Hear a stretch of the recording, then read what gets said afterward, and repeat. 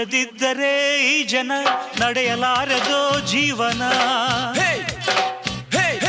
ಹುಟ್ಟಿ ಸಾಯಲು ಸ್ಥಳವಿದೆ, ಹೊಟ್ಟೆ ಬಟ್ಟೆಗೆ ಬರವಿದೆ.